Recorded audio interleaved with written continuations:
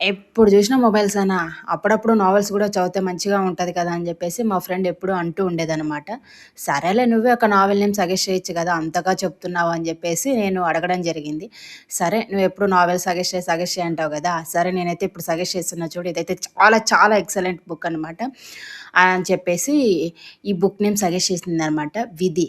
ఏంది విధా? ఇంత విచిత్రంగా ఉంది అనుకున్నా. ఒక్కసారి చదివి చూడమ్మా నీకే అర్థమవుతుంది అని జెప్పిందనమాట. అంతే అండి. ఒక్కోసారి జీవితంలో మాకు కొన్ని ప్రశ్నలు మనల్ని వెంటాడుతుండే ఉంటాయన్నమాట. సమాధానాలు మాత్రం అస్సలు దొరకవు. కానీ ఆ ప్రశ్నలు మాత్రం మనల్ని అనుక్షణం వేధించి, వేధించి వింటూనే ఉంటాయన్నమాట. అటువంటి సమయంలోనే మనకు విధి అనేది ఏం నేర్పుతుంది? ప్రతిదీ అంటుంటారు గదా! కాలమే సమాధానం జెప్తది, కాలమే సమాధానం జెప్తది అని. మరి ఒక సమస్యకు పరిష్కారం దొరకాలి అంటే విధి ఏం నేర్పుతుందో, విధి ఎలా నడిపిస్తుందో చూడాలి అంటారు గదా! మరి రామ్ తన జీవితంలో మిగిలిన ప్రశ్నలకు విధి సమాధానం ఇచ్చిందా లేదా?